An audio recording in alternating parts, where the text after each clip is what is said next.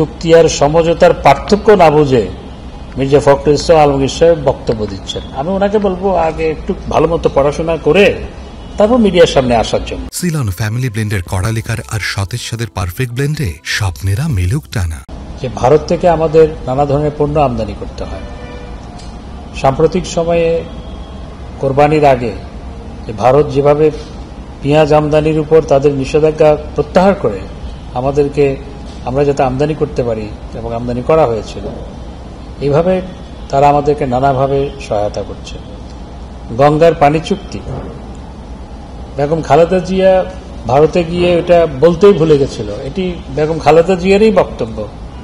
উনি ঢাকায় এসে বলেছেন, আচ্ছা আমি তো এটা বলতে ভুলে গিয়েছিলাম। এটা খালেদা জিয়ার বক্তব্য ছিল। তো আজকে মাননীয় প্রধানমন্ত্রীর নেতৃত্বে 96 সালে গঙ্গার পানি চুক্তি সম্পাদিত হয়েছিল, আমরা পানি পাচ্ছি। এবং ভারতে অত্যন্ত আন্তরিকতাপূর্ণ পরিবেশে, হৃদ্যতাপূর্ণ পরিবেশে আলাপ আলোচনা হয়েছে। এটি একটি অত্যন্ত সফল সফর ছিল। এবং সবচেয়ে বড় কথা হচ্ছে, শ্রী নরেন্দ্র মোদী তৃতীয়বার সরকার গঠন করার পর বাংলাদেশের মাননীয় প্রধানমন্ত্রী হচ্ছেন প্রথম সরকার প্রধান কোন দেশের যাকে ভারতবর্ষে আমন্ত্রণ জানানো হয়েছে। তার মানেটা কি? তার মানে ভারত আমাদেরকে কত গুরুত্ব দেয়। এবং 15 দিনের মধ্যে মাননীয় প্রধানমন্ত্রী শপথ গ্রহণ অনুষ্ঠানে আমন্ত্রিত ছিলেন, গিয়েছিলেন, আমিও সাথে গিয়েছিলাম। এবং এর 2 সপ্তাহ কম সময়ের মধ্যে আবার মাননীয় প্রধানমন্ত্রীকে সেখানে আমন্ত্রণ জানাবে, সেটি আমাদেরও ধারণায় ছিল না। যদি ভাই এই প্রোগ্রামের জন্য আমরা আগে থেকে কাজ করছিলাম।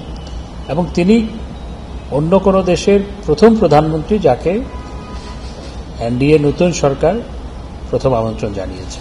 এতেই প্রমাণিত হয় তারা বাংলাদেশকে কত গুরুত্ব দেয় এবং সম্পর্কের গভীরতা কোন পর্যায়ে। বিএনপি যেগুলো বলছে, বিএনপি তো সরকার বিরোধিতায় কারণে অকারণে সরকারের বিরোধিতাই করতে হবে। আর বিএনপি টেক্সটের ভিতরে না গিয়ে চুক্তি আর সমঝোতার পার্থক্য না বুঝে মির্জা ফখরুল ইসলাম আলমগীর সাহেব বক্তব্য দিচ্ছেন। আমি ওনাকে বলবো আগে একটু ভালো মতো পড়াশোনা করে তারপর মিডিয়ার সামনে আসার জন্য। যে চুক্তিগুলো, কোনো চুক্তি হয়নি, যে সমঝোতা স্মারকগুলো হয়েছে সেগুলো সবগুলোই বাংলাদেশের স্বার্থে হয়েছে, বাংলাদেশের স্বার্থ সংরক্ষণ করে হয়েছে।